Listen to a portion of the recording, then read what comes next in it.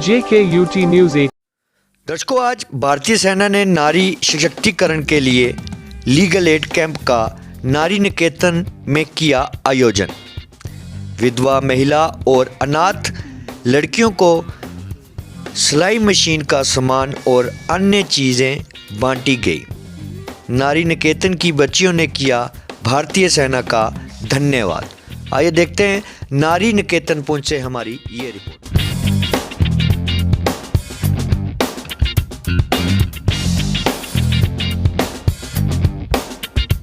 साथ देना चाहती है तो ऐसे में भारतीय सेना हिंदुस्तान की वाहिद एक ऐसी सेना जो अपने मुल्क की सीमाओं की रक्षा के साथ साथ अपने अवाम के लिए ऑपरेशन सद्भावना के तहत के ये कार्यक्रम चला रही है। आज फिर बच्चियों ने मुझे बताया था कि कौन कौन सी ऐसी चीज़ें हैं, क्या रिक्वायरमेंट्स हैं जिनकी उन्हें भानु साहब को और फौज ने इसको कंसिडर किया है। वो सामान भी आप में वितरित किया जाएगा, लेकिन उससे पहले बच्चियां यहाँ पर छोटी हैं, टीनेजर्स भी हैं, कुछ ग्रोन अप भी हैं, कुछ महिलाएं भी हैं। तो समाज हमारा इस वक्त बहुत गलत दिशा की ओर जा रहा है। ख़ास तौर पर हमारी बच्चियां जो हैं वो बड़ी ख़तरे में हैं, जो बिल्कुल नौखेज़ उम्र की हैं और जिनके लिए जिनकी हिफाजत के लिए, जिनके तहफ़्फ़ुज़ के लिए और जिनकी सुरक्षा के लिए भारत सरकार ने 2012 के बाद जो निर्भय कांड हुआ था तो कुछ स्पेशल कानून जो हैं वो ऐसे बनाए हैं बच्चियों की सुरक्षा के लिए, जिन्हें हम पोक्सो कहते हैं, जिस पर विशेष तौर पर रोशनी डालेंगे एडवोकेट भानु प्रताप और हमारी सोनम सासन साहिबा यहाँ पर मौजूद है। वीमेन एम्पावरमेंट क्या है और कानूनी नुक्ता नज़र से आपकी क्या हिफाजत करनी है, किस तरीके से आपकी हिफाजत हो सकती है। About women empowerment, remedy to kill such devils is making women empowerment by ensuring the right to equality mentioned in the Article 14 Constitution of the Rights to Equality of India. According to the provisions of the Constitutions of India, it is a legal point to grow equality to the women in society in all themselves just like males here. Article 26 and 27 provides for equal access to public places and in the local bodies. 32 makes special provisions of the representations of the women in the local government. औरतों के बारे में सोचा जो निहायत ही परेशान इस time यहाँ पे हैं। इनके लिए बहुत सारी स्कीम्स हैं, बहुत सारे कानून हैं। मेरी कोलीग एडवोकेट सोनल सासन जी ने बहुत ही खूबसूरती से कॉन्स्टिट्यूशन ऑफ इंडिया में जो भी प्रोविजंस वुमेन के रिलेटिंग है, चिल्ड्रन के रिलेटिंग है, उनके बारे में बात की। मैं आपके समक्ष अब बाकी चीजें, जैसे कि हमारी भी परेशानी होती होगी कि कहीं से गली से निकल रही हैं, किसी इलाके से निकल रही हैं तो कोई गलत कमेंट, कोई तंज कोई कर रहा है, कोई सीटी बजा रहा है, कोई पीछा कर रहा है। कभी आपका कोई मोबाइल है तो उसके ऊपर उस पर कोई गंदा मैसेज भेज रहा है, कोई गंदी तस्वीर भेज रहा है। या बहुत बारी क्या हो रहा है कि बहुत ही पिछले महीने की बात है, आपने अखबार में पढ़ा होगा कि जम्मू कश्मीर के अंदर, श्रीनगर के अंदर एक एसिड अटैक हुआ।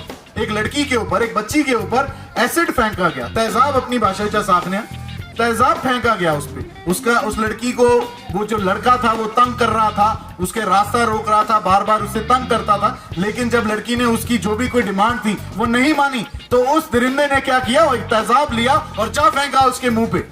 अब यहाँ पे प्रॉब्लम क्या आती है कि अमूमन इससे पहले खन्ना साहब ने बात की कि Nirbhaya gang rape and murder case, जिसने इस मुल्क की, ना केवल मुल्क की, मैं कहूंगा पूरी दुनिया की आत्मा को झकझोर के रख दिया।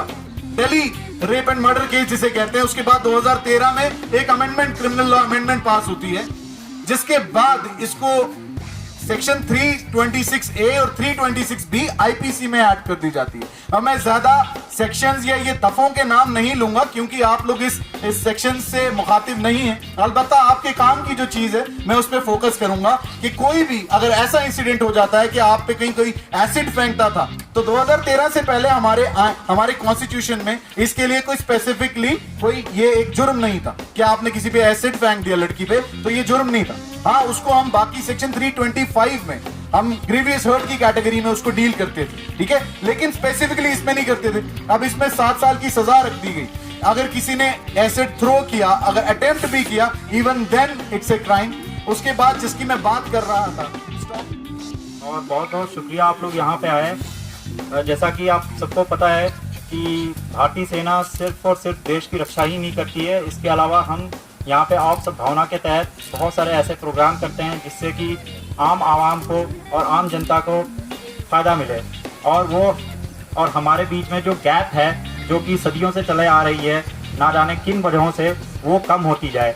और आप हमें उतना ही अपना समझें जितना कि आप यहाँ के लोगों को समझते हैं। भारतीय सेना हमेशा और हमेशा आपकी हेल्प के लिए यहाँ पे तत्पर रहती है। कभी भी आप किसी भी चीज़ के लिए हमें याद करेंगे या हमें ढूंढेंगे या हमें कांटेक्ट करेंगे तो भारतीय सेना यकीन दिलाती है, मैं भारतीय सेना की तरफ से आपको यकीन दिलाता हूँ कि हम आपके अगले चंद मिनटों में आपके हेल्प के लिए ज़रूर मिलेंगे। आज का जो प्रोग्राम है लीगल अवेयरनेस और वुमेन एम्पावरमेंट, इसके तहत हमने भरपूर कोशिश की कि आपको आपके कानूनी हकूक़ों को के बारे में पता चले और उसके बाद आप इसके ऊपर अमल करके अपनी जो प्रॉब्लम्स हैं उनको, यहाँ पे 2 एडवोकेट आए हैं, इनके माध्यम से अपने उन प्रॉब्लम्स को सॉल्व करने की कोशिश करेंगे। अभी हम इसके बाद एक लीगल काउंसलिंग का प्रोग्राम करेंगे, मतलब इसी प्रोग्राम के तहत, जिसमें आप अपने प्रॉब्लम्स बता के और उसका सलूशन ले सकते हैं। इसी के साथ मैं बहुत बहुत शुक्रिया आप सबका कहूँगा कि आप लोग यहाँ पे आए, अपना कीमती समय दिया और हमारे आप सद्भावना के तहत जो प्रोग्राम है इसको सक्सेसफुल बनाया। Thank you so much. मेरा नाम इशरत नाज है, मैं नारी निकेतन की स्टूडेंट हूँ। यहाँ इंडियन आर्मी की तरफ से एक फंक्शन किया गया था वुमेन एम्प्लॉयमेंट का, तो यहाँ हमें अवेयरनेस दी गई वुमेन्स के राइट्स की। और ये 15 दिन पहले हमारे पास आए थे और हमें पूछा था आपको क्या क्या नीड हैं, तो रिक्वायरमेंट एक बना के लेके गए थे। और आज इनने हमें इस फंक्शन के दौरान मतलब सब कुछ प्रोवाइड किया जो जो हमें चाहिए था। हम इनके बहुत शुक्रगुजार हैं कि इंडियन आर्मी वाले आते हैं और हमें सब कुछ दे जाते हैं। Thank you.